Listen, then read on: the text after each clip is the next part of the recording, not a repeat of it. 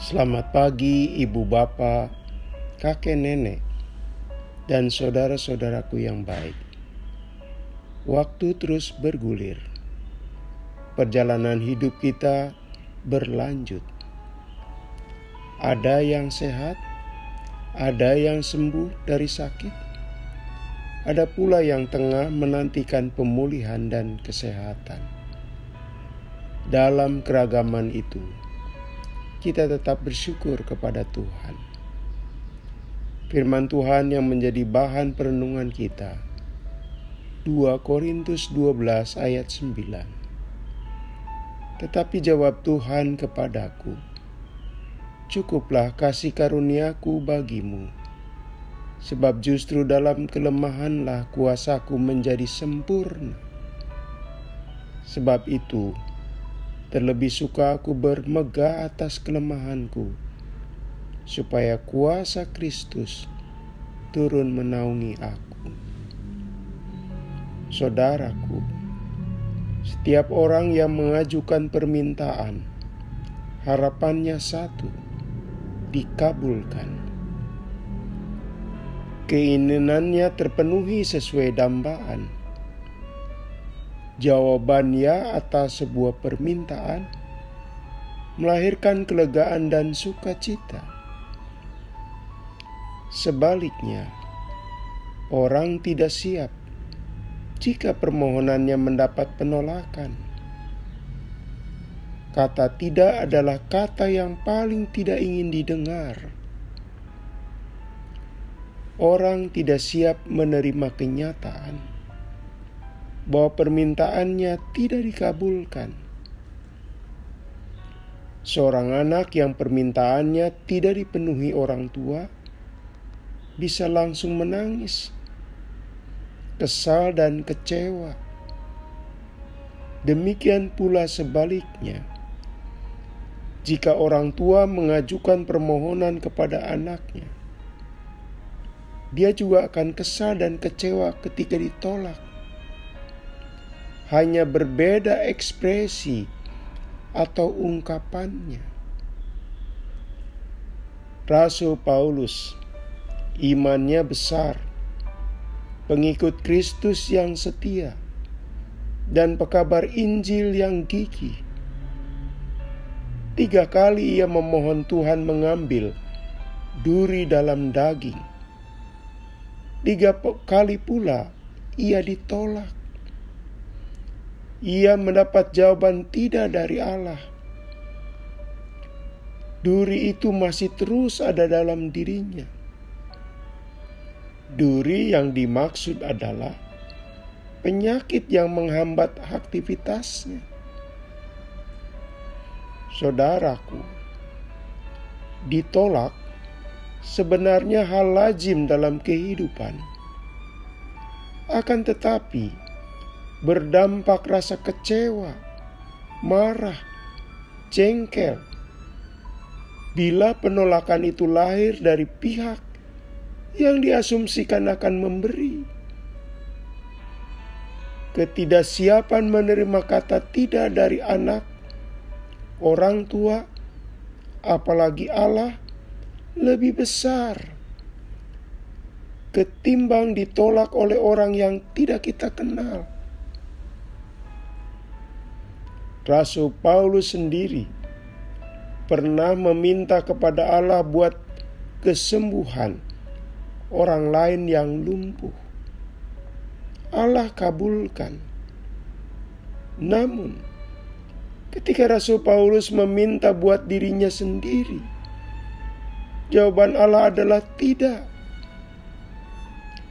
Dengan menyatakan, cukuplah kasih karuniaku kepadamu. Allah menolak permohonan hambanya yang setia.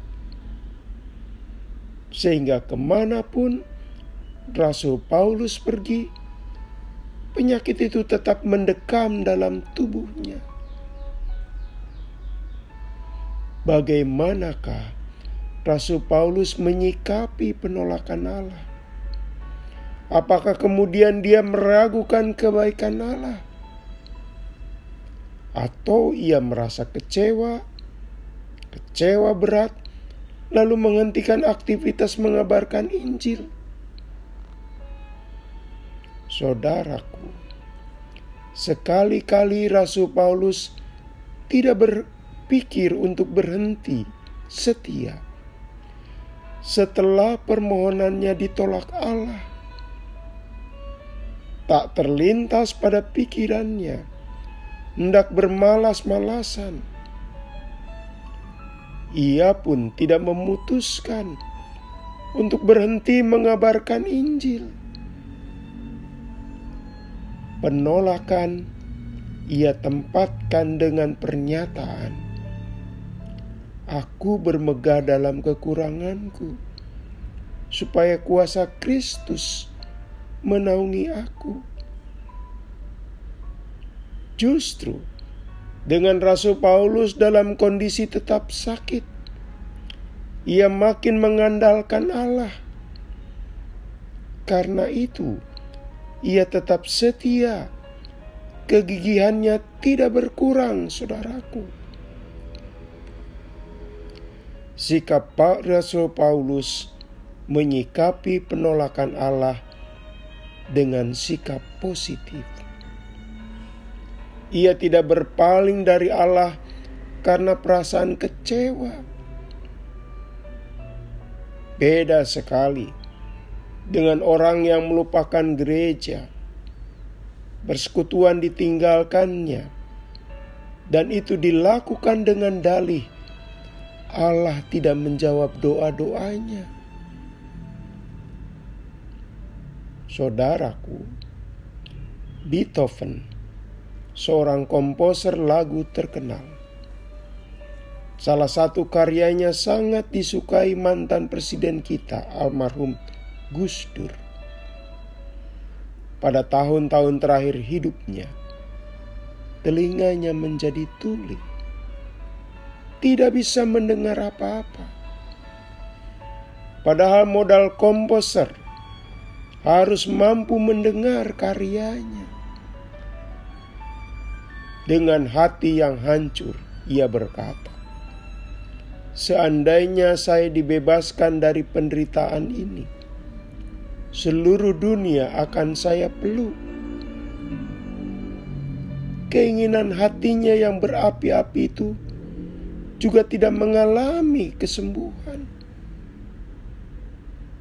Ahli musik terkenal itu tidak menyerah, saudaraku. Ia berkata, "Saya akan mati-matian melawan nasib saya. Betapapun ketulian ini takkan bisa mematahkan saya." Saudara, kita meminta kepada Allah tentu dengan harapan dikabulkan. Jika tidak, bukan berarti kehidupan berhenti dan kasih Tuhan berhenti pula. Dalam situasi itu, kita sedang dididik untuk tegar, tidak cepat menyerah, dan terus semangat berjalan bersama Allah, seperti yang dilakukan Rasul Paulus. Mari kita berdoa. Tuhan, kiranya kami mampu menanamkan pentingnya ketegaran dan kesabaran, sehingga kami tetap setia jika permohonan kami di mata Tuhan tidak berkenan dan ditolak. Dalam nama Tuhan Yesus kami berdoa. Amin. Selamat pagi saudaraku. Masih bersama Pendeta Supriyatno. Tuhan memberkati.